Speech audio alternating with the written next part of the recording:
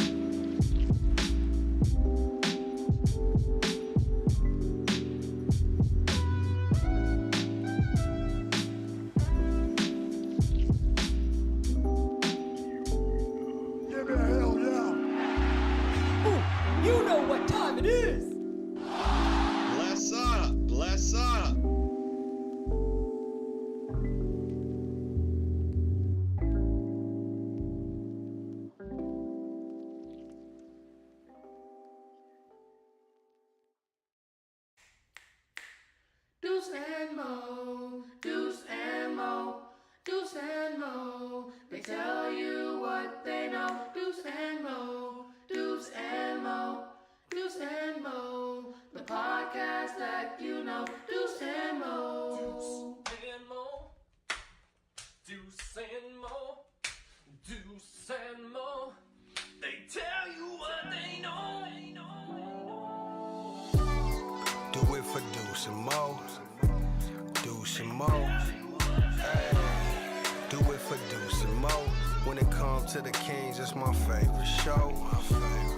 Do it for Deuce and Mo, Deuce and Mo. Hey, Do it for Deuce and Mo.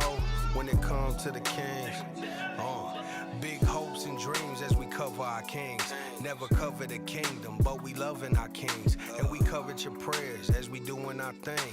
Big Deuce with the par, Lil Mo on the screen. Solo or together, still do it for team. Never switch up for $1 or revenue stream. So we always got each other, balance out the beam. Deuce and Mo, and that's the end of the thing. Theme So, song. do it for Deuce and Mo. We are live!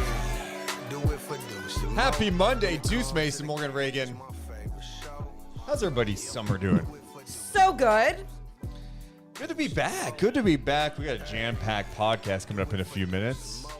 I feel like No, that's not true. What up, Deuce? What's not true? Hey, Morgan. Hi. Yeah. I'm rooting for I have you. to hear this part. Yeah, of course you do. And then you have to go. Let's go, Kings. What were you gonna say? I feel like what? I feel like I was going to say something about how it's weird not being busy with the podcast every second right now. Yeah. And I don't like that life. Yeah, I do. It's for me personally. It's been when you're go, like 10 months of the year, Yeah. nonstop, and then you go, all right, take a step back. I do struggle with like, hey, it's okay to like not do as much right now. The season's a marathon. Yeah, you know what I mean. You gotta. No, and I'm with you. Like, I'm watching more movies and like relaxing and stuff. But I find myself happiest with the grind. Oh yeah, And for sure. It's very interesting. But yeah, the movie Everything Everywhere All at Once, like one of those eye-opening, amazing. Oh, what a movie. If you have not seen that movie, like it's all about just finding kindness within the chaos of life, whatever's being thrown at you. And I just dig it so much. You need to watch it. You need to. Just like It's me. a great movie. I mean, it has everything you could possibly want. It's Yeah. funny. It's Oh. deep. It's All the interesting. feels. It's sad. Action, It's everything. Yeah. yes, everything. And it's Moves like well. makes you think about life and the world and how we're puny nothing, and it's just comical when everyone cares about and tries to ruin other people's lives for no reason. All right, let's get to some comments. Shout out to Joe, who says this show is goated. Okay, we'll take that. We'll take that. Oh, Ronnie, hi, you two. Good morning. Good morning, Ronnie. Found out this morning, according to KingsFan333, we're having a baby girl. Should we name her Deuce or Mo? oh my That's gosh. Pretty easy. It's definitely Deuce. Mo. I mean, I wouldn't name her Deuce. I like Mo. Okay, of course you do. Shocker. I like the name Morgan now more than ever as an adult, because I used to not like it when I was a little girl. I was like, boys have that name too. And now I just think that's so cool. Yeah. So cool. So yes, her name's going to be Mo.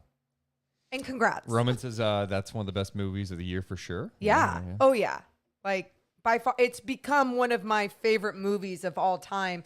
And I don't just like watch a movie and put it on that list. Wow. Yeah. Like it hit me hard. Breaking news at this hour. Shout out to our guy Tim, who to see the Deuce and Mo NWO logo. He did that. He did this background. Tim says, I got engaged 2 days ago. Let's give Tim a hell yeah in the chat. Congrats, Tim. That's so badass. You're It's so just talented. Shocking that anyone out there Hey! would want to put up with you and all your shit. Oh, Tim, that's so cool. No, it's awesome. Yeah, congrats, dude. That's awesome. I hope she doesn't take you away from like making cool art for us once in a while, though. So no, I'm kidding. Great question from Roman. What? How'd you propose? Oh, that's a great question. Yeah, what'd you do? I'm gonna guess he painted something. You painted a ring or what? Will you marry me? I don't know. But I can't tell wait us, to. Tim. Yeah, I can't wait to hear what he did, and then we can judge the hell out of him. I love it. Tim is under new management now. There you go. Hiked on the American River. Oh, Oh, that's awesome, dude. Dodging all the feces and like all the. It's not all like that along American River. Kidding. Get out of here. Can we just joke every once in a while? Jeez. You can, but I can shut it down. I'm Morgan. I'm very uptight. Do not say anything bad. Or I'm just really nice. It's pretty. Hey, Morgan, please go along our riverfront and all through Sacramento, American River, and tell me it's in a great spot right now. Because it's not. I said it's you not. can It's find okay to say it's spots. not. You can find spots. Sure, you can So we find probably found a spot to propose to her without feces flying by. Okay. Come on now. Deuce, you and I, we just have different approaches to things. Steven says dodging feces and mountain lions. All right, let's stop messing around. We got jam-packed podcast coming up. We're going to talk about Kent Bazemore back with the Kings. Ooh. We'll talk some NBA villains after what we saw from DeJounte Murray and Paolo Banchero this weekend. And we will share our conversation with one of the newest Kings, Chima Moneke. Chima Moneke, we had a chance to talk to him, late last week? Yeah. Chima is not only just a nice guy, but my his gosh. story is awesome. And instantly when you listen to this conversation, you're going to be like, oh, I'm rooting for this guy. I hope whether it's Sacramento, Elter, or wherever, you just root for someone like him. Yeah, there's just something about his personality that is like kind, but also has that dog-like mentality that, he's gonna ruffle some feathers, and that's a good thing to have in Sacramento. All right. Deuce and Mo coming down. 3, 2, 1. Hit my music. Deuce and Mo. Deuce and Mo. Deuce and Mo. They tell you what they know. Deuce and Mo. Deuce and Mo. Deuce and Mo. The podcast that you know.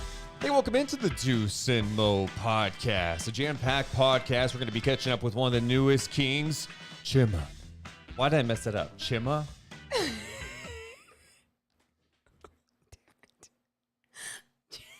Don't be mad, because when you're mad at yourself, it's like you're mad at the world. Chima Moneke. And you said it right like I said it 7,000 times. Yeah, I don't know why today I'm going Chima.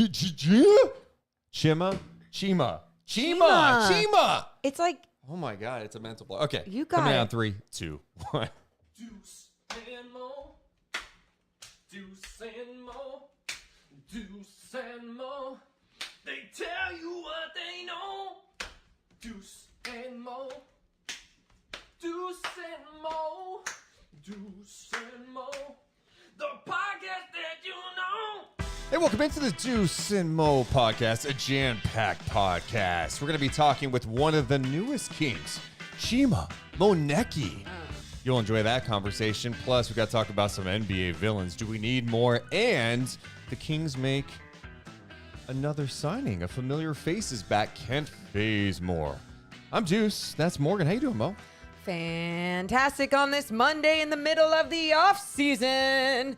I'm good. I'm really good. Why'd you sing it? Because I like to sing. Okay. If I could, life would be just one big musical, but I don't think people would accept that. So I don't. Well, I have a question for you. Yes. I want to know how you feel when you see this. And this is a video that the Natomas Buzz put out. And it's a video of ARCO Arena. Currently being demolished. How does my feelings feel? Man, oh man, that's it's sad, even though it's like been a long time and we knew this was gonna happen. It got me a little bit today watching that. It really sorry. did. Just seeing it, and there was like music underneath that we technically can't play, Yeah. so I turned it down. But yeah, it's just when you see like portions of the building just open up, like they were absolutely knocking it down. I don't know why. It just, for a brief moment this morning when I watched it, it brought some sadness to me. Yeah, no, that's fair. That's like it's been there for so long, and I think once this process is over and it's not there anymore and it's something new, it just won't even, like, I won't feel that way anymore. But right now, yeah, seeing it torn apart like that is really sad. I think it just also, you look back and you think about all the fun times at that building. And now it's just like, this used to be a place where thousands upon thousands went for games and concerts and Right. wrestling events and graduations. Like, I graduated from college there. I saw many Kings games there. Hell, I met you at at that building. Practice And now facility. it's like, now it's just gone. It's I just know. gonna be done. No, I think about like my childhood. I think about like even the start of my career being there, and rest in peace, Sleep Train, ARCO, Power Pavilion, everything else. Power Balance Pavilion. Whatever. Yes. It's ARCO. It's ARCO. All right, let's talk about something that happened over the weekend. I didn't really think we would get any more information about signings, but the Kings did make a move over the weekend, bringing back a familiar face. Kent Bazemore is back with the Sacramento Kings, signing a 1-year deal. How much of it is guaranteed, non-guaranteed, we don't know at this point, but the Kings have added to their depth. They bring back Kent Bazemore, who was in LA last season. Didn't play like a ton for them at all. The year before that, after leaving Sacramento, he was with the Warriors. He's a veteran. And I think the thing where it makes sense to me is like there's connections, right? It's not only the Mike Brown connection. Mike Brown knows Bazemore a little bit. But Kings assistant general manager Wes Wilcox, he was the GM of the Hawks when they signed Kent Bazemore to a 4-year deal back in the day. So There's relationships. There's relationships. And at this point, you're trying to fill out your roster. Yeah. He's a pro. Like, he's just a good locker room presence. He's an energy guy. Energy guy. I think you need those guys on your roster. What do you think of the move to add Kent Bazemore? When I saw, I think sometimes when people see these moves, and especially in Sacramento, they're just like, well, what's that gonna do? Well, what it's going to do is add depth, and depth with experience, right? Not just depth like, oh, this guy that, has been around for a couple years, he's athletic, but he's still really raw. It's not that type of depth. It's depth with experience, and the Sacramento Kings need to have that. Now, so many people might be talking about today or whenever, how much is Kent Bazemore actually going to play? I mean, he probably has to play over so-and-so. He doesn't have to play over anyone. This is the greatest part about everything, you guys. All these guys that you see, all these names, actually had to fight for playing time, which you just don't see much in Sacramento. You kind of just usually know who's going to play where, what's going to happen. But with Kent Bazemore, I'm excited to add him to the depth of the Sacramento Kings roster. Yeah, I mean, I'm fine with it. I think when you look at the Kings depth chart, you know who, for the most part, the 8 guys who will be playing. I think after that, it just depends on like who's playing well, who's practicing well, matchups, all that stuff. I think it's safe to say we know that you're going to see Fox, You're going to see Kevin Huerter, Harrison Barnes, Keegan Murray, Sabonis, Mitchell, Monk, and Holmes. That's 8 right there. Yep. Now, how many guys will Mike Brown end up playing? I mean, I think like 9 to 10. I mean, any more than that seems kind of crazy at this point. And, the rotation's going to change throughout the year. But the Kings clearly have the most depth that they've had in a long, long time.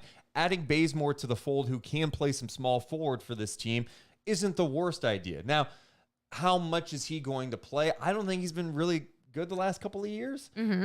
But in a limited role, a guy like you said, who's a veteran, good locker room guy, 7-foot wingspan, like he gets after it. His first stint in Sacramento, I liked what I saw from him. I was mixed when they traded for him from Portland. He came in, brought some much needed energy to the club. And I think you need those type of guys. I think when you look at the small forward spot real fast with Sacramento, at this point, Harrison Barnes is a starting small forward. Mm-hmm. The question is, like, who's his backup? I think Huerter can play there. I think Terrence Davis can play there, maybe depending on the lineup. And then Bazemore can play there. You look at someone like KZ Okpala. And then Chima Moneke can play there too.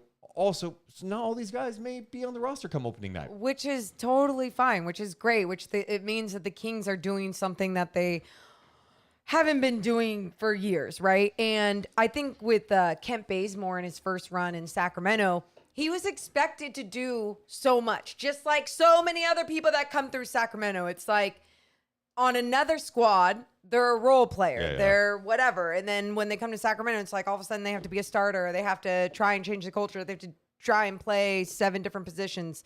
And there's not 7 different positions. But it's great that that how this roster is being constructed is allowing these guys to hopefully do what they're best at, right? Whether that is just being a role player, whether that is just shooting the ball, whether that is just being tenacious on the defensive end. I think, once the season starts, it's going to be interesting to see who is in the rotation and who's not, because I think you go, oh man, Trey Lyles should get some minutes at the backup 4 spot, right? What about Chimeze Metu, right? Terrence Davis, he's got to get some run, right? He was really good in his last stint before the injury. He's got to play, right? All right, where do you find the minutes? Yeah. I think it's good from this standpoint. Competition, like this is supposed to be competitive. So training camp comes, let's get after it, and let's see the best, 9-10 guys are going to play. And after that, you better keep fighting to try to crack the rotation. And as you know, during the long 82-game grind of an NBA season, the rotation could change, Right. And I mean, you always know how bodies work and injuries come along. Sure, and however different things, even just, guys fatigue, all these different things happen. Yes, like rotations can change, or something works better than this, starting lineup or this second unit. So I'm excited to see those things change, and I'm excited to see there be more of a meaning and an identity to each lineup, right? Like these guys actually get to play more of a position that they've played throughout their careers. And that to me is already, you're seeing growth from Monty McNair, from Mike Brown using his relationships to get these guys, or to convince them like this is the right place for them to be and to play. Yeah, and you look at Bazemore's career. Look, I'm not trying to overanalyze this stuff either. No, he's a veteran piece who may play some minutes, may not play some minutes, but I think he's a guy that teams like to have in their building. Like, he had 2 stints with the Lakers. He had a stint with the Hawks. He had 2 stints with Golden State. He's now on his 2nd stint in Sacramento, different front offices, but I think he's just one of those likable players that what Kent Bazemore is at this point, who he is at this point of his career. Yeah. And I think he's probably knows where he is at in his career. And maybe he looks at Sacramento and is like, hey, I'm going to come in and win that backup small forward spot. Try it. Do it. Make people better. Yeah, That's what it's going to do. It's going to create more of this competitive culture in Sacramento that hasn't been here for so damn long. So again, we're talking about this in a positive light in the middle of the off season, right? Like if this is happening any other time and there's a whole bunch of shit going on, obviously it's like, hey, good, I like this move, whatever. But because this is, like we said, we didn't think anything else was going to happen. This move just happened to start August. I like it. I'm glad we can break it down a little bit, but it is what it is. We're not acting like it's the missing piece to the Sacramento Kings, all right? Roman in the chat brings up an interesting point. It's getting to the point of the offseason where there's not a lot going on, right? So you're looking for glimmers of hope, and we did that, whether it's like videos that come out that are released by players, but then you get to training camp and you start seeing like last year's Tristan Thompson's videos, and our guy KC over at ESPN 1320. Well, he wanted to give Tristan a max deal after seeing that. Roman says, I remember us saying all this last season, LOL, training camp was the most competitive it had been in years. Look, I think if there's one lesson to being a Kings fan at this point is to know that it's fine to hear those stories, and it's fine to like, hey, Mike Brown says it's the most competitive, or hey, Fox says it's different. Those things are fine. But now let's see how it looks, because don't fall into the trap of like, hey, this training camp's competitive, therefore they're going to be good this year. It's like, no, like it's encouraging, but dude, I'm sorry. Training camp should be competitive. Right. That's what it is. Everyone should have good vibes going into a season. It's like school. It's the first day of school. You should be excited. Here's to go. the thing. Last year with a team like the Sixers, you're getting these negative vibes. You're getting, we don't know what Ben Simmons is going to do, blah, blah, blah, blah, blah. Last year with the Sacramento Kings, you're getting, everything feels good. Everything, everyone's getting along, all these things. All those things that you hear, just take them for what they're worth. You don't have to be like, oh, this is the season. Everything's going to change just because you hear those good things. But I will say this. I would rather hear good things than the bad things. And last year during training camp, you and I, even when things got exciting, we still stayed realistic with stuff. Yeah, but I do You think, do, no, not me. I rewind back to early in the season. Okay. And I think it was when they were 5-4. I'm like, yeah, it just feels different this year. I got the vibes these are good vibes. And then You did. So part of this too is like, for you guys to hold me accountable and for Morgan to hold me accountable. Yes. I'm saying these things now, but make sure to remind me come like, hey, like, second week of the preseason, and then the Kings defense is swarming. I'm like, hey, I think they get this, man. Yeah. I think this team's going to be a lot better this year. Look, this team should be better just based on what it looks like on paper, based on the depth you see. Yeah. But like, you also just you just need to see it. Don't hold yourself back from getting excited, but make sure to be realistic with your excitement. Like for me, Deuce, like I hold myself back or whatever the hell, I protect myself. I don't think I do that. But I truly, right now in August, am excited to see this roster that has been constructed by Monte McNair going into this season with Mike Brown as the head coach and the other coach. The coaching staff, to me, is also something that is going to be a huge factor into this year. Again, when I say that, I already have people like tweeting at me when I write one good thing. Well, Kings aren't going to make the playoffs. Did I say they were going to make the playoffs? I still don't believe they're going to make the playoffs. I hope they make the playoffs. I don't believe they're going to make the playoffs. A bag in the chest says, I've already placed a $7,000 bet on the Kings to win the championship. Oh, dear God. Davey says, there is no holding back for Kings fans. Marcus, nope, get hyped. Deuce overreacting is part of fandom. Yeah, I mean, for sure. Look, I am very optimistic about the roster this year. You know, there's definitely still flaws, and I think the one that will jump out to us defensively is still not going to be where it needs to be. No. I could be wrong. Here's what my eyes care about for this season. If I see growth, if I see a jump, even if it is a small jump, I'm excited for what can be built on top of that. Again, Deuce, you and I, we've talked to a lot of hoopers in this last year, right? We've interviewed them. We've talked to them on the side. And what I love is so many people, a lot of these basketball players understand. They're like, yeah, it's in basketball or in a sport. You're not just going to take this leap unless you have a LeBron James or some, three all-stars to make you guys take that leap. Otherwise, you have to grow organically like a normal basketball team does. And that's obviously building off of day by day by day. Memphis took a leap last year. They were the number 2 seed, man. What's your point? That was a fat leap, and they didn't get LeBron or But they also were building off of a solid year. Yeah, but they were a play-in and then went So to what? number 2. But that's a great. jump. That's great, though. Even the play-in, though, they had to grow to the play-in. Do you see what I'm saying? You have to grow to a certain... you can't just go like, here we are. They didn't. All right. They didn't. They literally didn't. Okay. Play-in. Dude, this is where it's a Monday and we're not doing a ton of podcasts together. I'm going to bite your head off.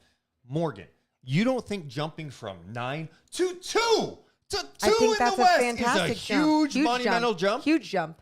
Okay. So what's your point? So you can't take a jump without those guys. They didn't get LeBron. But no. Here's my point, though. The play-in, though, getting to the play-in was already a jump. The Kings have not even been in a play-in, and every team makes the play-in. So get to the play-in, and then from the play-in, you can make a jump. But you haven't even seen them in there, in the play-in. Shout out to Johnny and Chris. I agree with Deuce. Deuce is right. Thank you.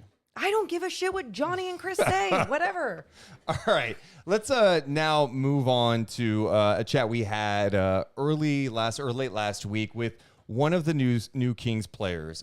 This guy is an easy guy to root for. Enjoy our conversation with one of the newest Kings, who Mike Brown knows really well, Chima Moneke, here on the Deuce and Mo podcast. Well, we're super excited to talk to one of the newest Kings, and what a journey his life has been. Yeah. Just reading about him. Let's welcome him in. He's the one and only Chima Moneke. How you doing, man? I'm amazing. I'm happy to be here with you guys. I appreciate it. Well, I'm just reading about your journey is like fascinating. You're 26 years old. You've lived all over the world, born in Nigeria. You do the JC thing. You end up at UC Davis. You go overseas, and now you're an NBA player. Like, that's unbelievable. I do want to rewind, though, before we get into all that. What were you like as a kid? I'm the youngest of 6 boys. So I had to be tough because, you're getting disciplined and beat up every day by your brothers. And at the same time, I was a mama's boy. So I had 2 different sides of it. But I noticed that I was always like center of attention, always making jokes, always trying to be the class clown. And that's translated very well to me now.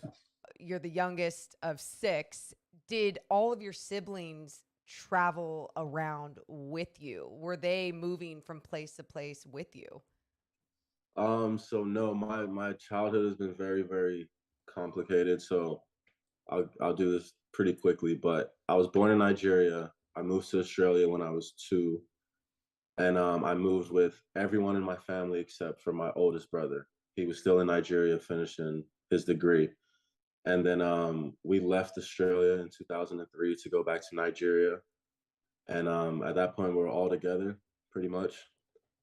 And then 2005, my mother and the 3 youngest boys, we all moved to Turkey, and we were there for 3.5 years. And in that time, my 3 oldest brothers moved to Australia, so I wasn't seeing them. And my dad was working in Switzerland. So when we were done in Turkey, my mother and us 3, the 3 youngest, we moved to Switzerland to be with them. And then 2009 January, it's time for me to start high school. So the youngest 3, all the boys moved to Australia, and my parents were still in Switzerland by themselves. And then I started high school, and then we were all in Australia. And then I went to America in 2013, and at that point, I didn't see anyone in my family for 4 years. And then I went back to Australia to visit them. And at that point, obviously, I hadn't seen my parents for a long time. Wow. And yeah, a lot of that's just been very complicated but crazy. Yeah. Was that challenging for you? I mean, I feel like it probably forced you to grow up fast when you're not around your parents for that long. Yeah, that's how I look at it. I mean, when you're growing up, you think your childhood is what's normal, so you don't really compare it to anything else. You just think that, oh, this is my life, so it is what it is. But yeah, moving country to country, I thought that was normal. I thought that was what everyone else did, and I didn't really look at it any differently until I became a man. And actually, when I got to Nebraska for junior college, I'm telling people my story. Yeah, I've lived on 5 continents, blah, blah, blah. And then people are telling me they had never left the state of Nebraska. And I'm just like, Oh, no. And the more people I talked to, was just like, that was more common than what I went through. So I then realized, wow, okay, maybe I have something unique going on. And then just not seeing my parents, my dad for 13 years and my mom for 9 years is just outrageous. But yeah. it's unique, and I'm sure it's helped grow and develop you in so many different ways, just as a person, and has helped you in so many different ways. But the challenges do come along with that, because I'm sure, like, it sounds like you've been close with your family all your life. What about the challenges of trying to also play basketball and moving around, right? Like, it's always nice to have someone there to push you, to motivate you. Did you always get that from place to place that you'd move in your younger days? So obviously when I was younger and we were moving, basketball wasn't in the picture. It was just because of my parents' job. So when I started playing basketball was when I was 13 and I moved to Australia. So I'm a late bloomer. And when I started traveling to America, like I was just so locked in on wanting to play in the NBA someday that whatever challenges that I was going through, I felt like it was worth it for my end goal. And my end goal is finally here. 13 years after I started playing. But then again, I also feel like this is just the beginning in a sense, because I don't want to just be a guy that just got to the NBA and disappeared. I belong here, so I'm gonna prove it. But yeah, it's been different. It's been a journey, and it's not been easy.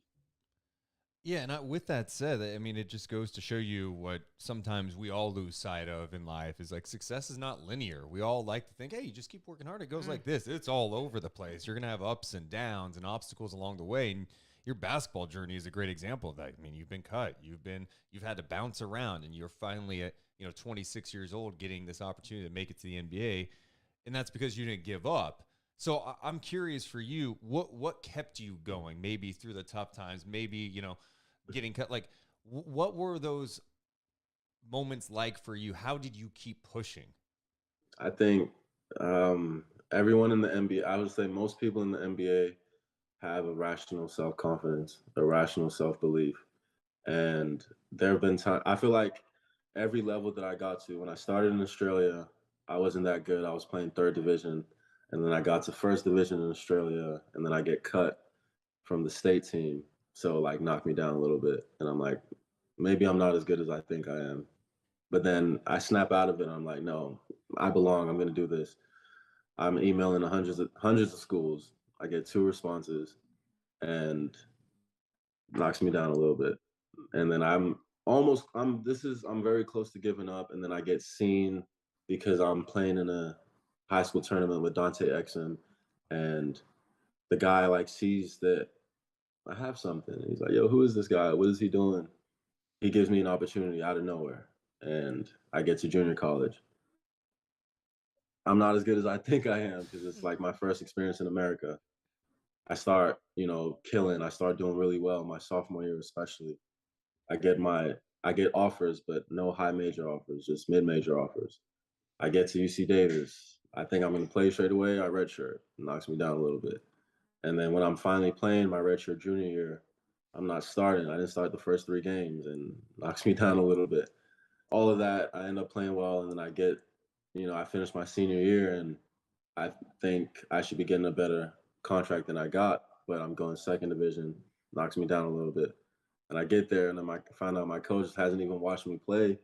I get cut after 3 games, knocks me down the most. And I have to practice with a team that doesn't want me for 6 weeks, finding a new job. And then throughout all of that, I ultimately believed in myself, and I knew my journey would be just that, my journey. So I couldn't ever stop. The mental toughness, though. I mean, and I think Yeah. that's we talk so much with about athletes and what they're able to do with the physical gifts and what they've done to work on games, but it's like the mental part of it is so important.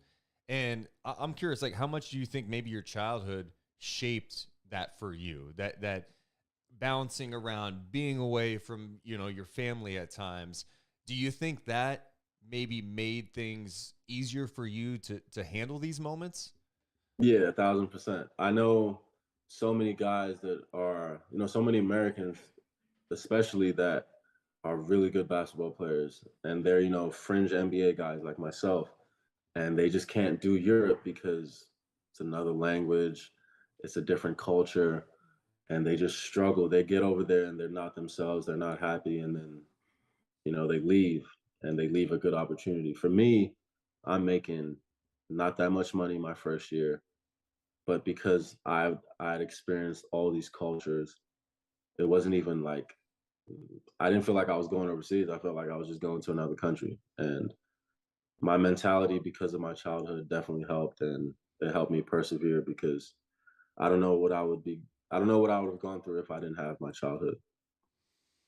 So last year, what was it like for you to win the MVP in the league you were playing in? I mean, that must have been a really gratifying experience based on everything that you went through.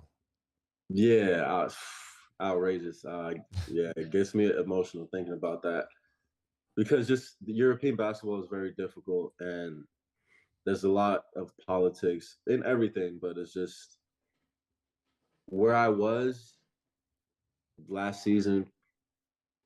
So where I ended up, a couple months ago winning MVP is just no one would have expected that. No one would have given me no one would have just given me a second thought of doing that.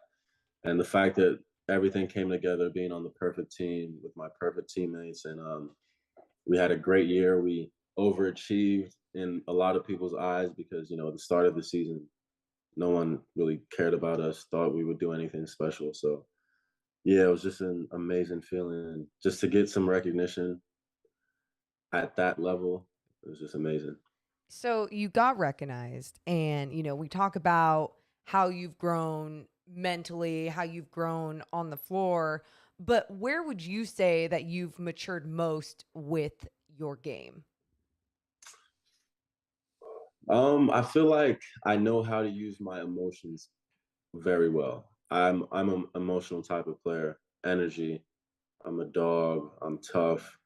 But like a lot of times growing up, I always felt like everyone was against me, even though a lot of people were and a lot of people didn't believe in me. I just let it affect my game too much, and sometimes, I couldn't control it. I would dunk the ball and I would get a technical foul that I didn't need to get because I was just like angry and stuff like that. now, like, I'm definitely a trash talker. Like, I will always be that emotional guy, but like now I know how to control it to, help the team, and that's what I'm proud of the most. Well, so what makes a great trash talker? Understanding that you don't cross a certain line because it's Yes. respect at the end of the day. And just using it to help your team, using it to motivate yourself and your teammates, and ultimately entertainment. This is a game, and people are paying their money to come watch us play. They don't want to watch, okay, you score, I score, good job. No, let's give you guys entertainment, respectfully, of course. And at times it could get escalated and things could be said that don't need to be said. But for me, I don't, if I'm ever starting the trash talk, it's because it's respectful, but I can also, yeah. It's a unique skill set. It really is, because I just, there's so many people and players out there that can't control their emotions when it does come to the trash talking, and if the trash talking gets thrown back, and also doing it in this constructive manner. Maybe baiting someone a little Right. bit. Draymond's like a master of baiting guys. Exactly, where it can actually be beneficial, Yeah. not only to your game, but to your team. You also mentioned, you have that dog in you. Where do you think you got that? My life, just not getting anything, not being believed in like that, having to work for everything harder than most people, just I've always been an underdog. I've always played on teams that, weren't supposed to make the playoffs or weren't supposed to be good, and then we always overachieve. Literally everywhere I've gone, that's been the case. Whether it took a year or it took 2 seasons to happen, it always happened. So for me, just relating to that, and I feel like the Kings are in a similar situation because they haven't made the playoffs in so long, but I like what we're doing, and we got guys that are, similar to me mentality wise, and I'm excited for it. But yes, I'm just a dog because I need to be. If I'm not a dog, if I don't believe in myself, then I wouldn't have been here in this moment. You mentioned you didn't start playing until you were 13. Like, what got you into the game? Like, do you remember the first time you had a ball in your hand? Like, what attracted you to the game of basketball? Because I know, like, in Nigeria, soccer is huge, right? Like, that's the big sport. That's what I was playing. I wanted to be a soccer player. I mean, if I didn't hit 6 foot, I know I would be playing soccer right now. But when I moved back to Australia, I was maybe 6'1", 6'2", and my friend group at the time, they thought I played basketball. I always talked about it because I'm a big LeBron fan, and he's the reason why I started watching. But I never played because soccer was my first love. So when I got to Australia in 2009, my friends asked me what basketball team I play for, and I'm like, I don't really play. And they were just so confused by it, and they convinced me to do it. And I started, and I wasn't that good. But I just remember having like really good instincts to like get a rebound and to block a shot. I was always good at that. And yeah, it just took some time, and I was still back and forth for my first year and a half if I wanted to play basketball or play soccer. But when I got cut in 2011 in my under 18s state team, that was when I was like, okay, all right, this is what I'm going to do. So before we get to the Kings part of your journey, I want to ask about your relationship with Gabe Vincent. I was wondering when you guys actually became friends, because he was obviously the one I read that connected you ultimately with Mike Brown. But how did you build this relationship with Gabe Vincent? He, Stockton native. He was here with the Stockton Kings and now with the Miami Heat. Yeah, Santa Barbara versus Davis. We're in the same conference. And we actually have a trash talking story that started us off, and yeah, just that's my guy. Ever since then, we were playing against each other. I think it was the 2016-2017 season, my redshirt junior year, and this was a guy that you put his name on YouTube, and he had like some like serious high school mixtapes, and for me in Australia, I was watching all these guys. Like my videos were getting 100 views, and I'm seeing these high school kids that are the same age as me getting hundreds of thousands of views, and I'm looking at them like they're, something else. So when I was playing against him, like I had like some, anger towards him for just because he had recognition, and you know that's just the type of guy I am. So we were beating them, we were blowing them out, and I said something to him at the free throw line, and he said, "Hey, bro, I don't know. You stick to your own." I'm like, "Yeah, you will know me very soon." And I promise you, it was like maybe a possession later, not a, I don't know what it was, but later in that game, he tried to dunk on me and I blocked it. And I remember like he said, "Oh, okay, I like this guy," and just just like a friendly way, I just posted that picture on Instagram, and we were very cool. But like that just became my guy ever since then. And I found out he was Nigerian later, and then we became even closer. And you know, we just kept, you know, we graduated at the same time, and we had our own different journeys. But yeah, Gabe is still my guy. We FaceTime a lot, we text a lot, and yeah, I appreciate him. Yeah, he's a great guy. He is. I want to get to the Kings part of this because all your story is insane, and we haven't gone to the Kings part of this, which is, I think, even a little more wild here because you know Mike Brown because he, you know, the connection was made as you come out for the Nigerian national team, but you were one of the final cuts, right? Yeah. Then Mike Brown calls you this offseason. He's like, "Hey, I'm going to be the Kings head coach. I want you here in Sacramento."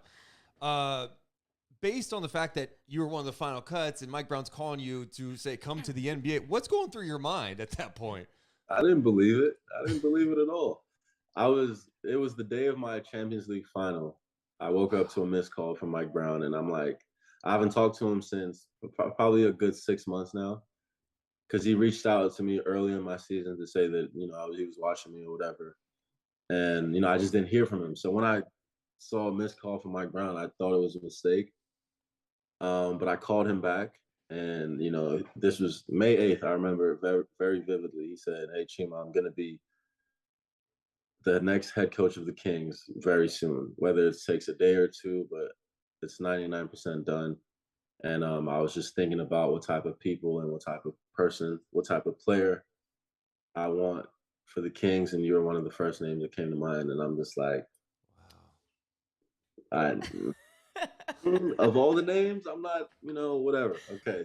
So I'm just listening, but then he said, "I'm not gonna hold you too long, but if you would be interested in playing summer league, we'd love to like talk to you about everything." And yeah, my mindset was just, I just don't know. It sounds too good to be true. And then I called my agent, I told him what was going on. They said, "Huh, that's interesting." And then he became the head coach officially the next day. And I'm just like, whoa, okay. And I found out he was bringing Jordi Fernandez, who's the guy that convinced me to go to Manresa last season. And he was bringing Luke Laux as well, who was also on the team. So when that happened, I was like, oh, this is legit. And my agent just told me like every other day he was calling to say, "Yo, we're serious about this. If there are other teams involved?" And there were other teams involved. Just let us have a chance. Just like talk to us, keep us in the loop.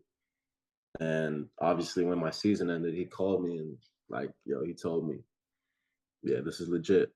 We want to make something happen." And obviously, free agency is crazy. This is my first experience of it, and there's a lot of people talking, a lot of moving parts. So I wasn't sure. At times, I was like, Sacramento's number one, and then another team would.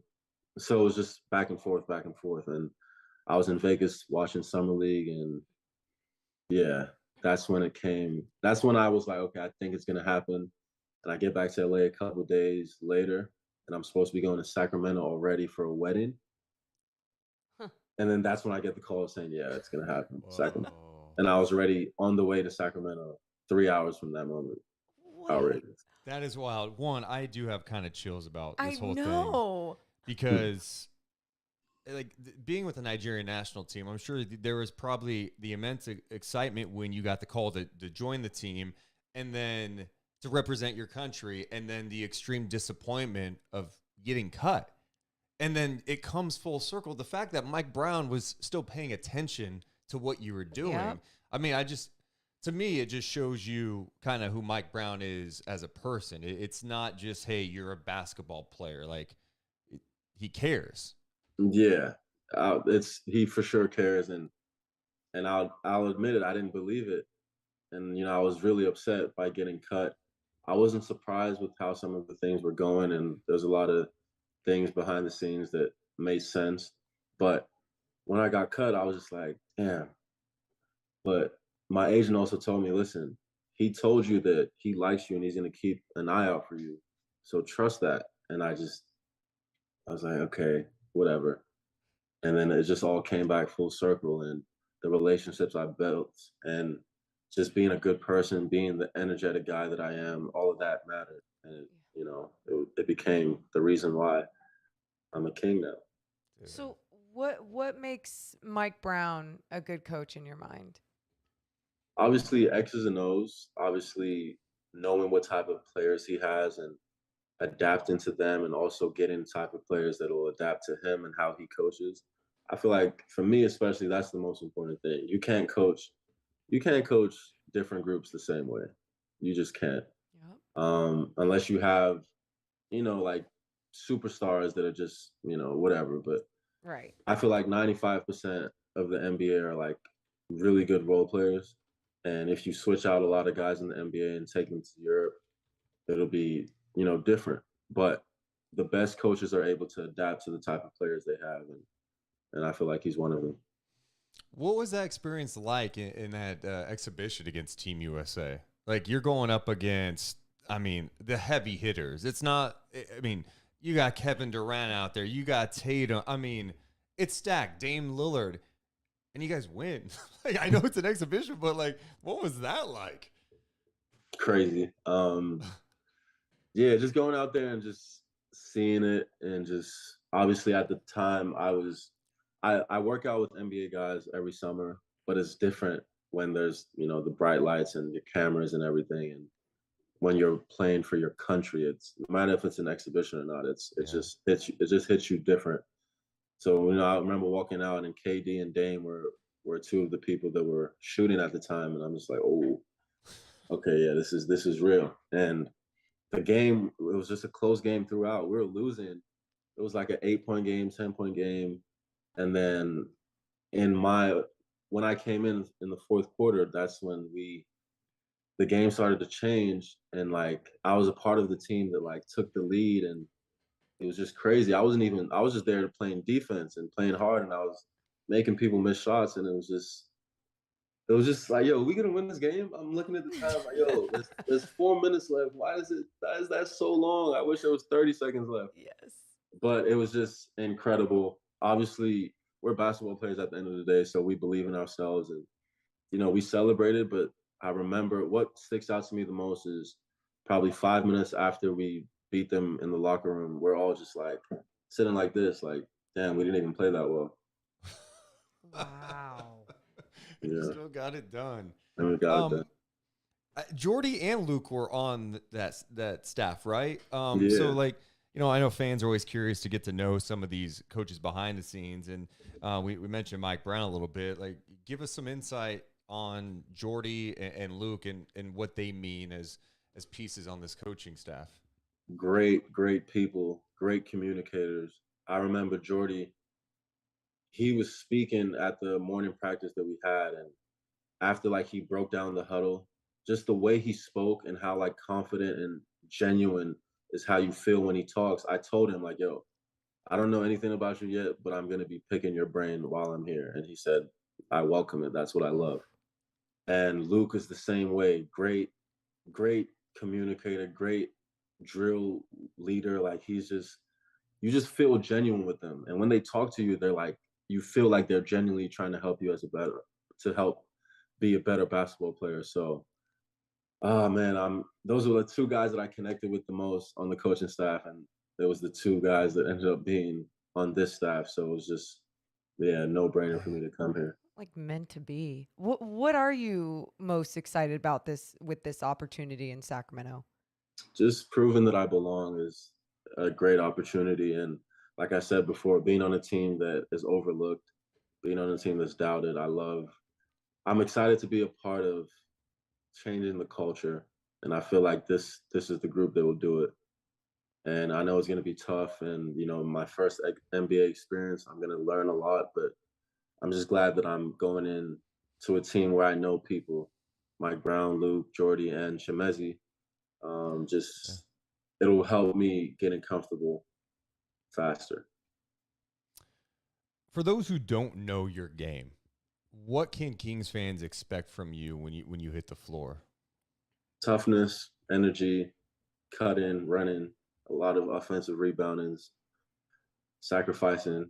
You know, NBA guys are so skilled, especially offensively, that I'm the type of guy that does the dirty work. And I know I can do certain things, but I'm also very realistic that if you got Fox and Sabonis, guys that are proven in this league, you just need guys that'll sacrifice and just make their lives easier.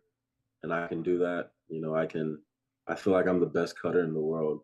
I feel like my instincts of offensive rebounding and playing hard and, you know, getting steals, turning up the crowd. Yeah. Just you saying that you're the Hey. best cutter in the world, like, got me excited. Well, Sabonis is gonna love that. Not only that, though, I thought about what you were saying earlier about soccer and how you're like, if I didn't become a 6-footer, I was going to do soccer. And Deuce and I were just talking about this the other day with the conditioning of these soccer players and the way that you have to not only be running up and down, but be able to turn on the jets and cut. What is it about your cutting ability, would you say, that makes you so good? I mean, basketball, you got 5 players on offense, 1 basketball. So that means 4 people are off the ball. If you're only effective when you have the ball, then you're not the best basketball player you can be. So for me, if someone is dribbling, that means my defender's probably watching him. If I can get to a spot where he's not looking and cut at the right moment, it makes everything easier. It makes the ball handler's job easier, getting offensive rebounds. Yeah, just things like that. I just feel are very important. And real basketball fans, when they watch me play, they see that, okay, this guy can affect the game and he doesn't even need the ball. And that's what I pride myself on. You know, in Spain, obviously I was the main guy, but I prided myself on, if I had a tough shooting game, I would have 10 rebounds or 3 steals or 3 blocks, and just I would impact the game in other ways. So if I can do that in the NBA, then crazy. What position do you think you play in the NBA? Small forward? Or multiple or? I'm multiple positions. I'm just a basketball player that impacts the game, and I can guard multiple positions. So obviously, I think it's going to be the 3 and the 4, but I feel like now you just got to guard, and I can guard. I want to guard. So as long as I'm out there, it doesn't really matter what position. When you're talking about turning the crowd up, man, this fan base is thirsty. Oh, yeah. And I don't know how much you know about this Kings fan base, but it's insane. And they've been through some tough times. You know, this playoff drought, 16 years. I mean, what have you heard about this fan base? I mean, obviously I went to Davis, so I had a lot of Sacramento native teammates. And I heard about stories at ARCO, and I've been to a lot of games, and I've played at the Golden One Center, and I've just been around Sacramento Kings fans, and I've seen how they interact, how they treat their team even when they weren't winning. And yeah, it's exciting because I know that this team is going to be the team that changes the culture, whether it's this year or next year. And I'm just excited for it because naturally I'm just the type of person that's just energetic and loud and authentic with my emotions. And fans. This team needs that, man. Yes. I feel like that's kind of been lacking over the years, kind of that emotional leader, someone that can rally and galvanize. Because this NBA season's tough, man. 82 games. You're gonna go through stretches where it's tough and you're losing games. A lot of these Kings teams have faced a lot of adversity, and there's been times that the right players weren't put together on the team correctly. So there wasn't that guy. There wasn't that person to push them through or pull them out of there for a while now. So it's nice to hear and know that it doesn't only sound like some of these players on this Kings roster, but even this coaching staff just built with a whole bunch of great people. So I'm really excited to see you guys out there. But I want to ask you, now that you've made it to the league, what's the ultimate goal? To stay in the league, to retire in the league. Yeah. I'm 26 years old, so in my head, I feel like, I know the NBA loves younger players, but in my head, I'm young as hell. And I feel like I'm going to get so much better because I started basketball so late. And yeah, my mentality, my mindset is not like other people. I'm not just happy being here. Obviously, I'm very happy that I'm here. But like, I know that I belong here. I've been saying to everyone that would hear me for the past who knows how long, but that I belong here. So it's my time to prove that I should be here, and I look forward to doing it. Hopefully it's in Sacramento for a long time. Hopefully, we change the culture here, and I can stay here for a while. So we'll see what happens. I have a couple of questions from fans that we put out there that you're coming on with us. One person said, I heard him once say he admires Draymond Green and he wants to try to be that guy for the Kings. Can he elaborate on that more? So are you a big Draymond guy? I respect people that have been overlooked. He was doubted. He's undersized, and you can't see the size of his heart or his toughness. He has things that just you won't be able to see just by looking at him. And I feel like I'm one of those people. Overseas, even people doubted me because I'm not the tallest. But, I respect guys like that. Guys that, went overseas and had to grind. Patrick Beverly, PJ Tucker. Guys that are tough, that are they're not soft. They're not worried about getting anything that they don't deserve. Those are the guys that I admire for me as I make my entrance into the NBA. So definitely what Draymond has done, and he's a 4-time champion. How could you not respect him? People are asking your biggest inspirations in basketball. I mean, you talked about LeBron. You just mentioned some guys that grind. Is there anyone out there specific that maybe you try to model your game after, or do you just you're yourself and you pick maybe some strengths from other people? I don't know. Nah, I don't believe in that. I'm myself for a reason. Yeah. And, it's been good enough for me to get here, so I'm going to keep getting better, and I'm just going to be a better version of myself. But I respect everyone in the NBA, and I watch a lot of NBA basketball as a fan. So, yeah. And the last one from this fan is they want to know how to pronounce your glorious full name. So the real way of saying it, obviously everyone has accents and all of that, but the Nigerian way of saying it is Wanchuku Ihukumere Chima Moneke. Love and that. then if you say Wanchuku, I feel like it's not as hard as it sounds. Yeah. For me, it's not Wanchuku. It's not as hard as it looks. Ihukumere, my first middle name, is kind of difficult. I get it. But then Chima, I feel like Chima, if you have a problem saying Chima, whatever. And then with my last name, Moneke is the real way to say it, Moneke. but I accept Moneke. Okay. Okay. Yeah. Okay. Yeah. Wow. Okay. I'm going to have to practice. The Oh, full yeah. thing. I'm not going to try to. I believe in you, Deuce. I believe in you. I appreciate that.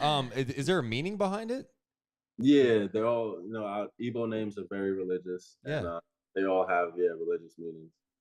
Very cool. Very cool. Well, hey, I can't thank you enough for taking some time to talk about your journey. I know Kings fans have been seeing your highlights and they're like, oh my God, this guy brings the energy. They're excited. They're really excited about this. And I think they're excited to see you on the court, but I think they're going to be even more excited after they hear this conversation. So thank you so much, man. We appreciate it. Thank you for having me. It means a lot. And I look forward to, making the Kings fans very, very happy. Okay. How cool is he? I said don't get excited about things, and then I listen to that. I'm like, let's go, Chima. You can be excited about people, players that have the right mentality that are going to add to this team. Even if he doesn't get to add on the floor and he doesn't get those minutes, he's going to add something just in practice, you guys, with that type of mentality, understanding the work that goes into it, the dog-like mentality. Yeah, it was lovely talking to him. Yeah, it was interesting that, we asked him about hey, for those who don't know your game, how would you describe it? And the first thing he mentioned was toughness. Yeah. And he talks about having that dog in him. I'm I'm hearing all this. I'm like, man, Mike Brown definitely was looking at him as someone hey, that's a guy you bring in who is completely comfortable in his own skin as a player, who has, I also think there's something about people in basketball who have done it a different way, kind of had to grind. Mm-hmm. He's had to grind. I look at someone like Keegan Murray. It's not like Keegan Murray was some hot prospect coming out, right? Right. He had to grind. Even going back to Tyrese Halliburton, Tyrese wasn't some hot prospect back in the day. They come up in a different path. And I think a lot of times they're better for it. Yeah, it's cool when you talk to players like this too, and you're like, oh, they're smart basketball players. 26 years old, but understands even in the league that he said 95% of the players in the league are role players. I usually say around 90%, right? And it's truly understanding what you can do in that role, whether you're a different tier of role player, if you're a role player that just, is practicing and setting the tone and setting the culture. We've got more coming up on the podcast. We've got to talk about some NBA villains because the DeJounte Murray stuff over the weekend was pretty interesting. But first, we should mention that today's podcast presented by our friends over at the Detail Pros of Sacramento. Morgan, I know you just recently dropped off your car over to Nick, and it looks a lot better now. It looks Just a lot little better. You guys, this is the crazy thing, though, about Nick. Every time I talk to him, I just get to hear the passion in his voice about what goes into a car and keeping that car healthy, right? We always think about oil changes and all these other things about taking your car in. Truly, this is something that is expensive that you invested in. You should take care of it, the interior, the exterior. And Nick was just talking about too how he sees it as art as he goes through the motions of all these different things that he has to put on a car, do to it to make sure that it is going to last through certain weather and everything. And he's just so smart with everything he does. I'm telling you, if you are looking at your car and you're like, well, I do need to do something, hit up Nick today. He's the right person to give your car to. Yeah, go to his website, thedetailprosac.com, thedetailprosac.com. Schedule your detailing today. It'll look so much sexier. Much sexier. Oh, you're going to be looking so good. It doesn't matter what you're driving. You will look sexier in your car. Guaranteed. Also presented today by Joey Reagan over at Lion Real Estate. If you're in the market for a house in the Sacramento area, Joey is your guy. Yeah, if you're looking to buy or sell your home, Joey just closed on a house. I know. Congratulations, Joey, and to your client as well. Hell yeah. It's exciting. He's helping people find their homes, and he's all about the customer service, which is really just all being about the relationship. That's what I've noticed with everyone that he's helped find a house for. He's also built a relationship with. So if you're looking for that type of person, Joey's the right person. Yeah, check out his website, jreagan.golion.com. Let me try that again. jreagan.golion.com. You can also hit him up 916-412-4592. That's 916-412-4592. License number 0212-8070. Appreciate everyone's support of the Deuce and Mo podcast. And if you want some sexy merch, we don't talk about this enough, but you can get Deuce and Mo merch. Go to our website, deuceandmo.com. Click on merch. We're going to be dropping some new stuff before the season. Yeah. But you can go secure your Deuce and Mo NWO style t-shirt or hoodie or mug or glass. We also have our OG Deuce and Mo. I know. We have the Stack Days thing that we may have to retire. Hey. That might be limited edition now. My aunt just bought one. She was just like, go Kings, and she sent it to me. So you never know. The message is good. Yeah, the message is good. They're going to be selling those in Toronto for Rico Hines. Well, they can use the purple one too, so we'll send that over to them. You can get the Disciple shirts. You could be a Stickers, Disciple. and the so popular Fox and Ox shirts. I know. Those As I wear fun. a different Fox and Ox shirt, which kind of goes against everything. But hey, go to our website, deuceandmo.com. That's deuceandmo.com. Click on merch to get your merch today. Morgan Reagan. Let's get to some of the chat. Let's do it. So Leezy keeps pitching a Hopium t-shirt, like for the Kings season, like Hopium. No, Opium, you know. No, I get it. I get it. He also says he'd buy a hoodie, but he wants it signed. That's extra. No, it's not. I want to talk about something that happened over the weekend. DeJounte Murray kind of in the news because he and the rookie Paolo Banchero were going at it, Morgan, at Isaiah Thomas's Zeke End event. Oh. And there's a lot of smack talk back and forth. They're going on social media. I loved everything about this. And people were like kind of freaking out about this, like, oh, what's gone into DeJounte Murray? Is he different now? I don't care if he's different. The NBA needs some villains. we don't have enough villains in the NBA. I think the Hawks backcourt might be the greatest heel duo in the NBA. Oh, in the NBA currently. Yes. Okay. I mean, I can't think of another one off the top of my head. But yeah, if you look at Trae Young and his reputation, it would definitely be that heel. And now DeJounte Murray, I think some people, it's so funny. Some people are like, oh, back in our day, it used to be like everyone hated each other. I wish it was like that. And then when this happens, some people are like, oh, they shouldn't be fighting over social media. And it's like, I'm sorry? they shouldn't be fighting over social media. You know, like all the... Okay, yeah, I just didn't understand it. Because that's what those people sound like that complain about both. And it's like, simmer down. 1, 2, it is fun. There's nothing harmful going on here except some like shit talking over social media, and you got to see even play out a little bit on the floor with them. And then it was like last weekend where Murray was like hitting the guy defending him, hitting him with the ball, like in the head, in the back, on his neck and stuff. Yeah. I mean, he's definitely kind of playing that heel role, which I'm cool with. It doesn't mean I'm going to like him.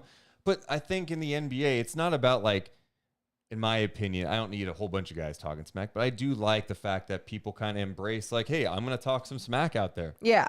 Ultimately, you have to back it up, but you need heels in the NBA. Who are other heels in the NBA? You've got the faction. If you want to call the Warriors of Curry, Clay, and Draymond like a heel faction, I don't know. I feel like weird. Steph's a babyface. And if anything, he's more like John Cena, where it's like you got sick of seeing John Cena win all the time over the years. You're like, okay, you're annoying. We hate you because you're good.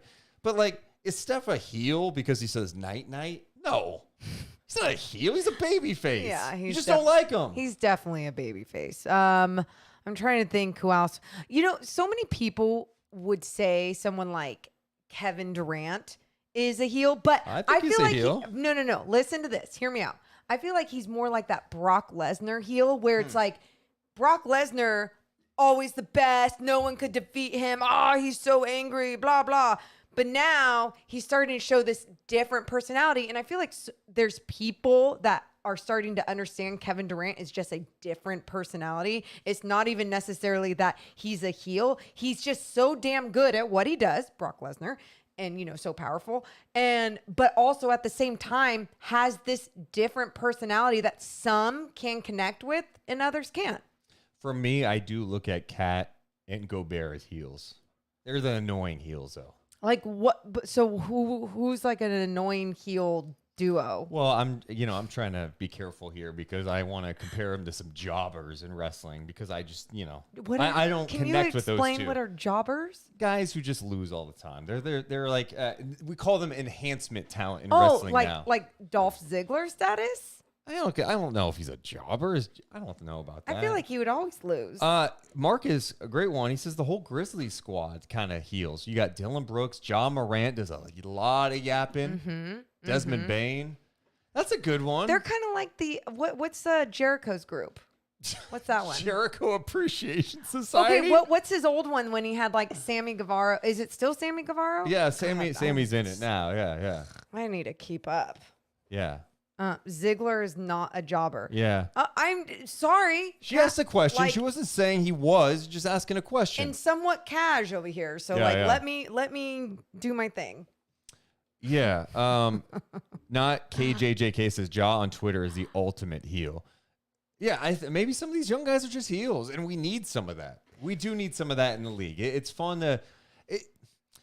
I don't know that people thought DeJounte Murray was that, though, in San Antonio. I don't know if that's just a product of him being in San Antonio and maybe people not paying as much of attention. But I've seen a couple people on Twitter mention, like, no, this is kind of who he's been for a long time. That's just kind of who he is. I didn't know that. I wasn't aware of that. Because I bet you San Antonio did a good job of, like, hey, not keeping it under wraps, but this is everyone's identity here. This is our culture. And if you don't follow along these lines, then, it's going to be weird or it's going to be different. And maybe his personality was coming out more and more. And he, like people are saying, like he's always been like this. And San Antonio thought that they could change that personality. And that's another reason why they were like, let's go in a different direction. You know, there's always, there's more behind a San Antonio move than just like, Someone mentioning Embiid. Embiid is like a Roman Reigns type. Like Roman right now is a heel, but he's not really a heel like because all the people fans like him. They love him. It's like acknowledge me. You know, like Embiid is that type of guy where he's gonna troll. He can cut a good promo. That's fair. Yeah, that's fair. You still haven't figured out though. Tell me when you figure out Rudy Gobert and Kat. I can't even think of a tag. I'm trying to think of a tag team over the years who I just do not like. I can't think of one. Let's see. I mean, it's just annoying wrestling tag team. Like over the years, I don't know, Kat, Gobert, but they're definitely heels. I don't know if you like them. Oh, Morgan just looked up the 10 worst tag teams. The Headbangers? Yeah, they're whatever. DDP and Canyon, keep going. Okay. Ric Flair and Roddy Piper, no one remembers that. The Body Donnas. Oh, I don't annoying. know. Really? Keep going though. I'm gonna see the full list. The Body Donnas, Deuce and Domino. That's when I checked out WWE. No, that's some of these are really terrible tag teams. The Godwins might be a good one. Oh, the Godwins were terrible. I don't know. No. Roger, Kat and Gobert are not the Dudley Boys. So anyway, I can't come up with a good example at this point, but I think it's good to have some of that in the NBA. I do think it's interesting that we haven't totally noticed Murray like that in NBA games, but man, has he been vocal in these rec games. He feels free to be himself and like. Is San Antonio holding them down? I know there's been some back and forth with him and Spurs fans on social media. Were the Spurs holding Murray back? The guy was an all-star last year. I don't think they're holding him back, but I think there's like it's like the Heat. There's a certain way they do things, and if you don't fall in line and want to do things that way, then bye. And then some people feel free to be themselves and can do things however they want to do things, and maybe that's how he feels. Man. I don't know though. I'm speculating that's like how things go because you really don't hear much coming from San Antonio ever. And then to see him be like his personality just like jump like this. Something I did want to mention from the interview we did with Chima. Yeah. I mentioned something about Draymond. Yes. And I said he was a master of baiting. Uh-huh. The chat popped in that moment. I have to be honest, when I said it at the time when we did the interview, there was a part of me that was like, oh, great, why'd I say that? Like that. Do people say that? What? Like he's a master. I don't know. I'm probably connecting it just because of my sick mind, I'm guessing. Yeah. Really? I feel like I've heard that before. He's the ultimate troll. He baits people. And so I call him the master of baiting. Which sounds really bad. That's really bad. I'm surprised you didn't laugh. I didn't even notice it though. Because you don't have that type of mind. Right. My mind's just going to he's the master of baiting people. Yeah. See, it sounds bad when you say it. But isn't Draymond a master of baiting? Yes, but let's rephrase You don't like that? No. What's a better way to say it? Well, what if he's really good at getting people to react? That's what we're going to have, guys. We're going to have a shirt that says Saboner, the master of baiting. Like, we're just going rogue, you know? I didn't think it was that bad. Oh, no, Steven. No. Steven, no, he's a master. He's a pro at baiting, says Philip. The word baiter is just sticks out to you, right? He's a baiter. Yeah. That's just... Oh. I don't like it. I don't like it one bit. Oh, my God. We don't care, Marcus. Thank you, though. Oh, Marcus just letting us know he is a master baiter. Yes, no, that's why he's able to bait when it just all sounds bad. It does. Pro master baiter. Okay. Yep, we're done. No. All right, that's going to do it for the audio portion. We appreciate everyone checking us out today. We're going to continue on the live stream on YouTube and Twitch. We love you guys, but we got to go. You all have a very regular Monday. See ya! Deuce and Mo, Deuce and Mo, Deuce and Mo. They tell you what they know. Deuce and Mo, Deuce and Mo, Deuce and Mo. podcast that you know, Deuce and Mo. Patrick in the chat, by the way, says, what about Bazemore? Great to have him back. He's mentioned it a few times. Patrick, love you, my man. But we talked about it. We definitely talked about Bazemore. Should we spend another 10 minutes talking about Kent Bazemore? We'll clip it, though. We'll clip it, and it will for sure. also be out there for everyone that didn't get to catch it. All right, let's get some more people. Dean says, seems like we got a bunch of role players with one clear star. LOL. What do you mean? Who's the clear star? Is that Sabonis? And I'm assuming that's who you're talking about. But also that you realize too that the NBA is made up of lots and lots of role players, and obviously you usually want more all-stars, but you've got to build. So how do you build? You have some actual talented NBA players. I mean, it's just a weird take. You need role players. I mean, like you're not just gonna have like every guy's not gonna be a Jason Tatum. I think you look at the Kings starting lineup and you go, that's pretty solid. I mean, to have Fox, Sabonis, Barnes, and if you want to throw in Keegan as a rookie, sure. And then Kevin Huerter, that's pretty good. Kevin Huerter's been a starter in this league. Like that's a pretty solid starting lineup. It's solid. Exactly. Yeah. I mean, you look at it's solid. And from a depth perspective, I think this is one of like the deeper Kings teams in terms of you've got Davion, Rashawn, and Malik Monk as your three for sure, probably bench guys at this point. Sure. Now that could change. Maybe someone comes in and starts instead. And then you've got other guys. You got the guys with, less experience playing in the NBA like Chima and KZ, Akpala. Mm-hmm. You had Kent Bazemore has been around. You got Trey Lyles, who I like Trey Lyles. He's just a solid role player. Again, Chemeze, it's not bad. It's like, I love Corey Joseph, so no Corey Joseph slander. But when Corey Joseph was playing 25, 30 minutes a night, that was frustrating, right? You're not going to see Matthew Dellavedova play I forgot about Matthew 25 to Dellavedova. 30 minutes a night. Like that's a vet that you have that understands the game at a very high level, and is not only supposed to pass along that knowledge within practices and within the culture, but also when and if players go down and or fatigue kicks in or whatever, you have a solid backup experienced player. Dean also rebuttals. Yeah, but I think we need at least another star. Let's hope Keegan is. Yeah, I mean, of course, the more stars, the better. But you also just need some good players, and you need a competent roster. And I don't mean, how many times have we talked about this? It's August. But Fox, Sabonis, you need some shooting around those guys. They improved the shooting. I think they did a pretty good job. Someone was asking, I think Mark was asking, did you see any highlights from De'Aaron and Risse's wedding? I mean, I saw some social media stuff. It looked like they had T-Pain. They had perform. Trae Young. I didn't know Trae Young and Fox were tight. Jason Tatum. Yep. I saw HG, Bam Adebayo, obviously. Trying to think who else. You mentioned Harry Giles and some other. Terrence Davis was there. Mike Brown. There's, I don't know. Monty McNair. Yeah. There was, I mean, it was a star-studded wedding. It looked beautiful. Someone said Monk wasn't there. I think Monk was in the wedding. Yeah. But I could be wrong. I don't know. I mean, yeah. Yeah. I didn't see the full guest list, guys, so I have no idea. Beautiful setup. I saw their wedding, the party planner person tagged, and it's just like this really popular party planner. I was like, oh my God, this is. HB was there. Nice. I saw that too. Monk was at a different wedding. Okay. Funny.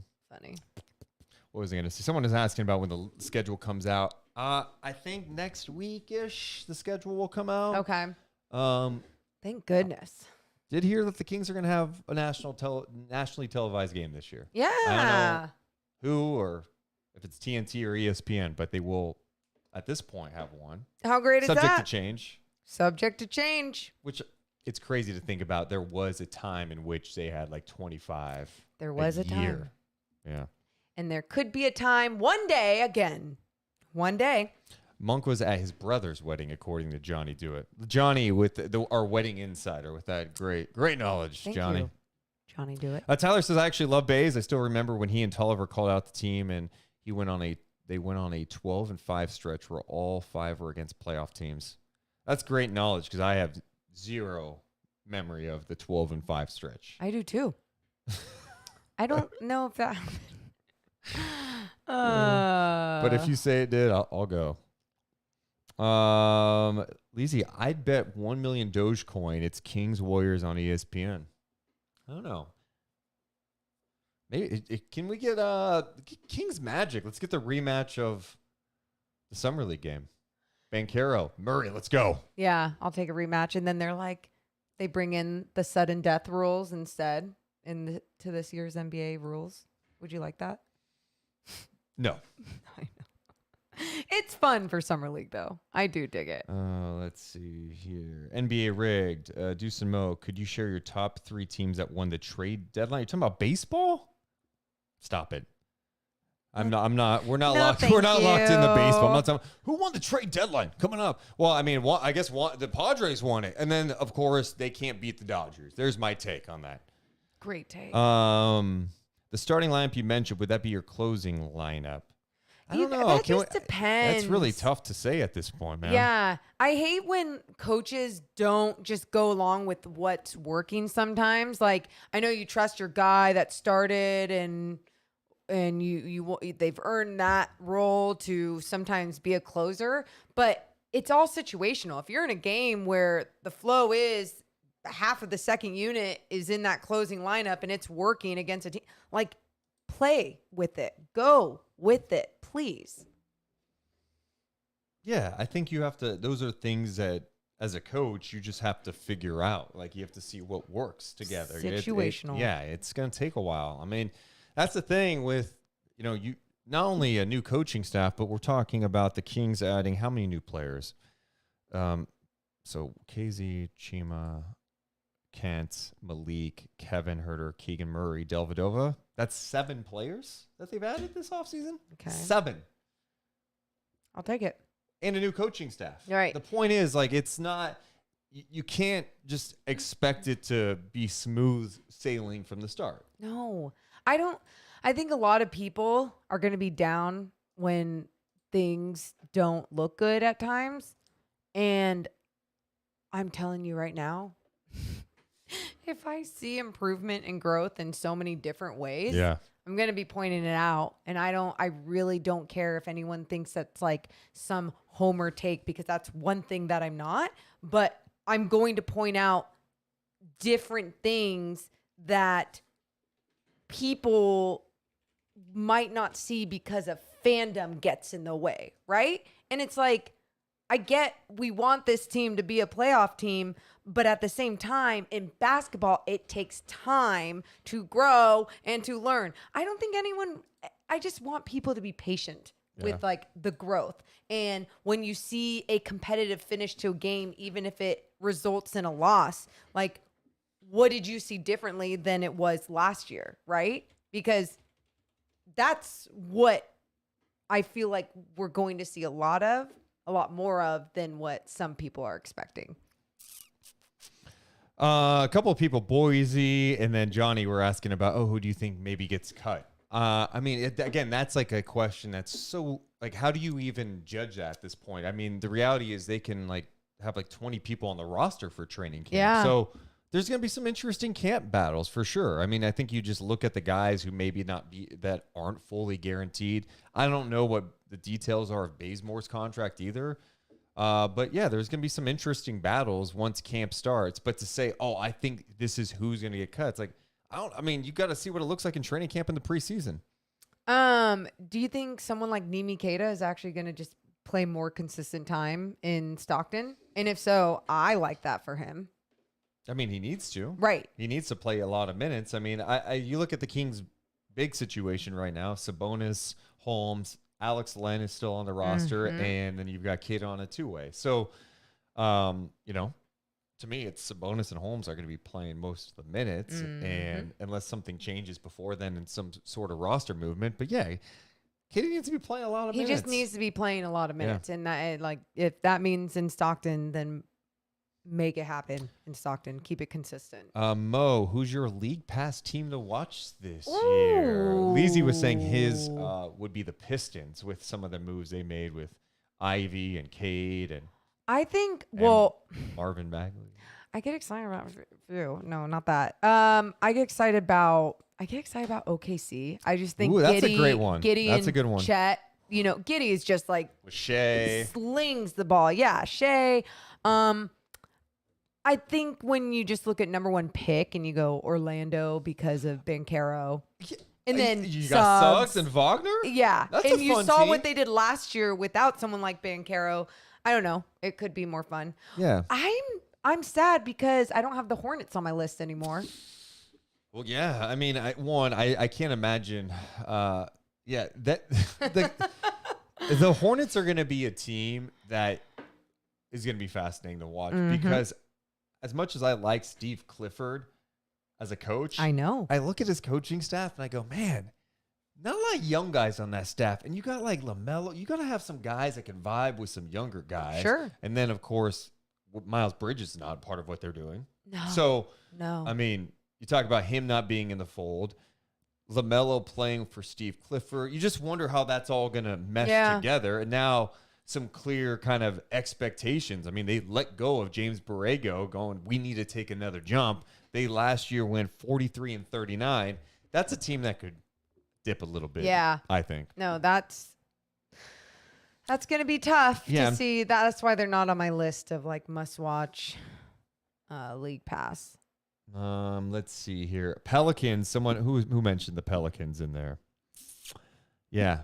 And Senior and Formo, Boise. Yeah, but the Pelicans, I think, I mean, when Zion first got in the league, like to me, when he that first game, I think that was against the Spurs where he's coming in hitting threes. And I'm like, And then throwing it down on the inside. Yeah. Zion is must watch.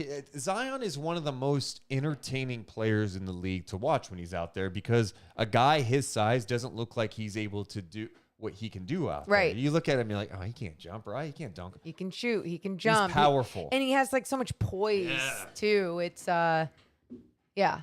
It'll be fun. Where are the T-Wolves rank for you? They're a team that I need to see play. Like obviously the Grizzlies weren't on my list last year, and then it's like, oh, you want to watch the Grizzlies. Bandwagoner, yes, absolutely, I was there.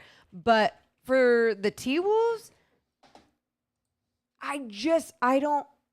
Maybe it's because it's two bigs that it's like, am I going to be excited? Yeah, no, it's interesting. It's going to be interesting to watch. Like Ant, no matter what, it's going to be fun. But also, is it going to be hard for him to? Is there going to be too many people in the paint? Right? Yeah. I don't know. I love Ant. I think that's their guy. I know. Should be their guy. I know. Leezy was mentioning, he was saying how Bagley's played more games than Zion. Well, yeah, Bagley's also been in the league longer. What are we doing? Like, let's talk about that. Let's talk about it. What are we doing? Yeah, that's the thing about the league right now, and maybe it's because everyone here is we're basketball junkies, but I think it's almost easier to say who's the team that you're not looking forward to watching next year. Because I think there are a lot of interesting teams. I'm going ahead right now. I don't care about Utah. Nope. I don't care about San Antonio. Those teams aren't really on my radar. The rest of the West, on a given night. I want to see what Portland's going to do with Dame and Sure. Jeremy Grant. The Suns are the team that's really interesting to me going into the season. Like, what are they going to be? Right. Chris Paul. Are they mending all their relationships? Is Chris Paul still looking, healthy enough and young enough? I every time I've doubted him, he's proven me wrong. So, but yeah, I mean, you look at you mentioned OKC. They're intriguing. Houston will be bad, but they'll still be intriguing to watch to see how it all comes together. The Lakers, who knows what the hell to expect from them, but yeah, I'm not excited to watch the Lakers, but while LeBron is still playing in the NBA, like, of course I want to watch him. Yeah. I want to watch them. there's some fun teams Yeah. around the league. Joseph says, I can't think of any reason to want to watch a Spurs game. Yeah, I mean, if you're like, hey, Keldon Johnson, let's see what he looks like, man. Now he's got the keys. But yeah, I don't think it's going to be pretty to watch. I mean, in the East, I'm trying to look at some other teams that would be intriguing. I mean, Do you think I'm just so curious what San Antonio is going to do with their let's just be honest. Greg Popovich, you're getting old. Like, are you typing in how old he is? Is he going to be 73. molding? Yeah. Like, is he going to be molding their next head coach? Or is like Quinn Snyder just going to be like in the background in the dark and no one actually knows about him being there? I think the Quinn Snyder thing makes so much sense. Right. I mean, well, it does from their perspective, but also if you're Quinn, just based on his background as a developmental coach, just kind of his path from college to an assistant to the G League and then taking over kind of that young Utah team and turning them into something. Does he want that type of challenge, or does Quinn want something more established, something that's ready to win now? Because the San Antonio thing is clearly, depending on where they are in the draft next year, all right, let's give it 4 to 5 years to come together and see what we can build. Yeah. I don't know. He's a different guy. He's a different one. Yeah. Ageism is back on the Deuce and Mo podcast. Hey. Yeah. We judge your age. It's our bit. Speaking of coaches, if the Kings make the playoffs, does that mean coach of the year for Mike Brown? Yeah, it might mean coach of like the decade if Mike Brown gets the Kings to the playoffs. That'd be pretty amazing. Oh, we got a Kevin Durant update at this hour. I haven't read it, but I'm going to check it out. In a meeting with Nets owner Joe Tsai, Kevin Durant reiterated his trade request and informed Tsai that Tsai needs to choose between Durant or the pairing of general manager Sean Marks and Steve Nash. Wait, I thought they wanted Nash. What? So wait, KD is saying like it's either me or them? Trade me or don't and get rid of Marks and Nash. In a face-to-face meeting with Nets owner Joe Tsai over the weekend, Kevin Durant reiterated his trade request and informed Tsai that he needs to choose between Durant or the pairing of GM Sean Marks and coach Steve Nash, according to The Athletic. Durant stated he does not have faith in the team's direction. Durant and Tsai spoke in London on Saturday, and sources described that discussion as transparent and professional. The meeting took place a year to the day that Durant agreed to a 4-year, $198 million contract extension with the Nets, and barely a month after his initial trade request on June 30th. He is now entering the first season of that extension. The Nets have direct knowledge of the reasons behind Durant's request and understand that the 12-time All-Star will continue to be resolute in his stance. Durant is believed to want a change of scenery heading into his 16th season. Across the league, people have wondered whether Durant could miss training camp should no trade develop. What's your first reaction to that part of the story? That would be weird to not see Kevin Durant actually go to and play in a training camp. This doesn't seem like. What about the first part though? Of it's like, hey, I'll stay, but get rid of Marks and Steve Nash. So that right there alone, obviously there was things going on that we didn't even see in the public eye, right? So let's say there was that strain on those relationships or the direction the organization was going already. But now that it's out there on paper or computer, internet, it's something that everyone's going to be pointing out and looking at the relationship between Steve Nash and Kevin Durant if they're both there, and how Steve Nash is coaching him and how Kevin Durant is reacting to this coach. You're not going to see his interactions with Sean Marks. I mean, I think the other thing too is like, let's play this out for a second. Let's just say Durant gets his wish and Joe Tsai goes, you know what, Kevin, I am choosing you. I am firing our general manager and head coach in August. I mean, that's not happening. And I think Kevin Durant knows that.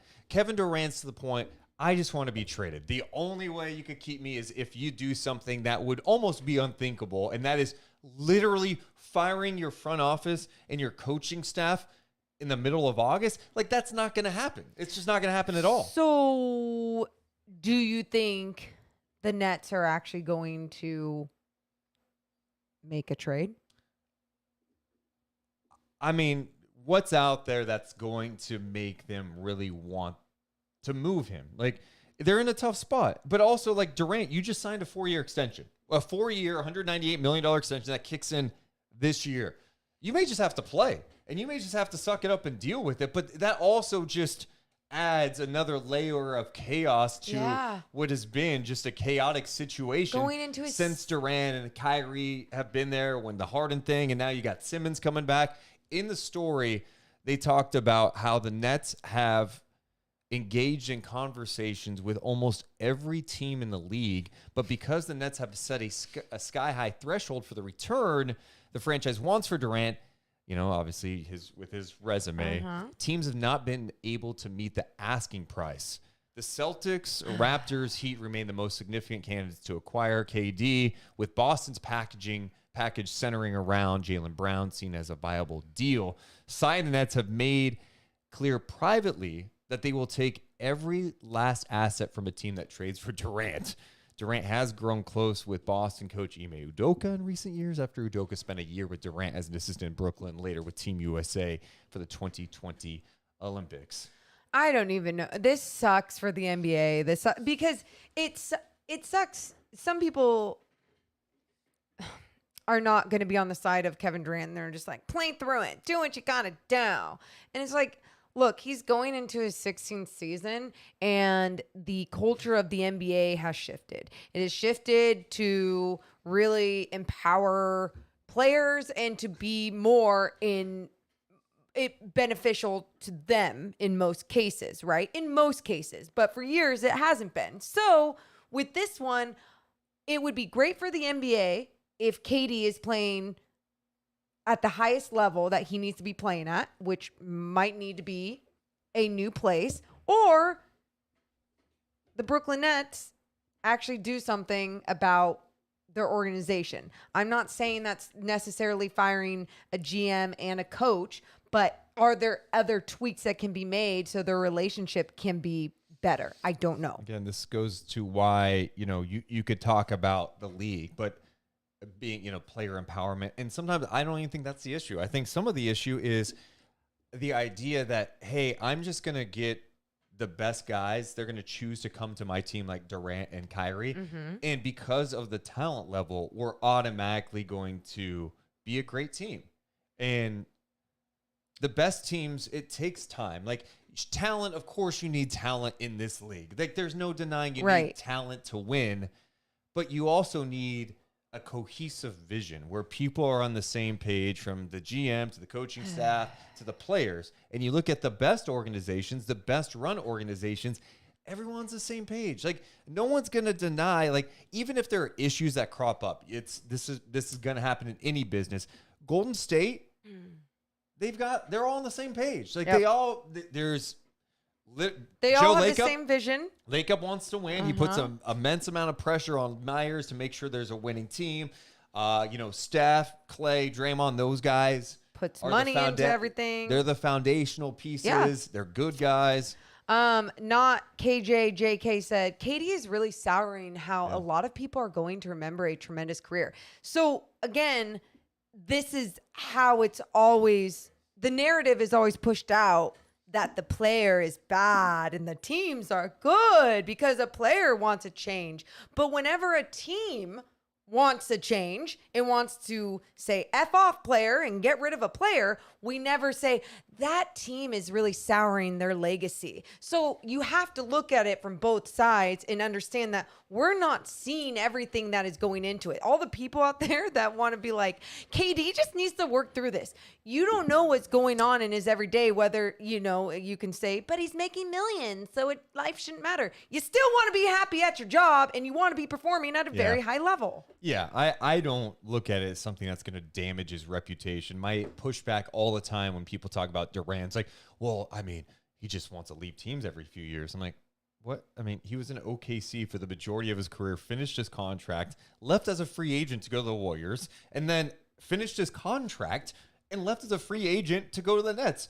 This is the first time that you could look at his career and go, wow, you signed an extension and now you want out. And I think that's kind of where NBA owners want to push back, is like, hey, like we give these guys a ton of money, these huge contracts, and then we're not even to the first year of the extension. They want to dip out. But it's also on these teams to have their shit together. Thank you. It's, you want to have everything in line, but you need to make sure you're running it the right way so the players do buy in. So it's a layered issue. And boys, you said, and you can still critique a man making $40 million a year.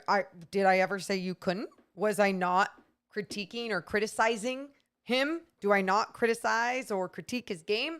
I do all those things, even on a man that makes $40 million a year. So not saying that at all. And then not JK was just saying basically, I'm not saying what's right or wrong. I'm just saying all the drama on Twitter will be remembered. But that's okay. What's happening with these players in this era is the new era of the NBA. So even if you're like a basketball purist and you're like, I like it without a 3-point line in the way that it used to be, that's not how life works. Like everything in life evolves, and that's what's happening with this sport and how the players interact, whether it's social media or within the drama of what's going on with their front office. I just wonder too, what's it going to be like if Durant isn't traded by training camp, and if this is indeed true, what Shams is reporting, that he almost gave Joe Tsai, the owner, an ultimatum, like, hey, you want to keep me, then get rid of the general manager and the head coach. What kind of vibe is that going to be like at training camp? It's a weird vibe. I think it's Durant's way of saying you need to just trade me. And right. You can go ahead and hold out on getting the ultimate package for me. I just want out, and I don't want to play for these guys. Yeah. And I'll say this too, you guys, because I don't like that this is part of the new day and age of the NBA where guys all over the place want to just, be traded or be somewhere else or have a different, scenery or whatever it is. I don't love it. But at the same time, there's two sides to every story, and sometimes we're not hearing the entire story. And I just know I've been in situations where, like, a side could tell their story and you can't. And if you're not happy, it's okay to do everything you can to try and make sure that you can be happy in what you're doing in your everyday life. It's going to be fascinating to see how everything plays out with KD and the Nets. It is. New episode coming up on Wednesday on the podcast. We love you guys so much, but we really have to go. You all have the best day ever. Thank you so much for joining us and chatting. We'll see you later. And Mo, Deuce and Mo, Deuce and Mo. They tell you what they know. Deuce and Mo, Deuce and Mo, Deuce and Mo. The podcast that you know.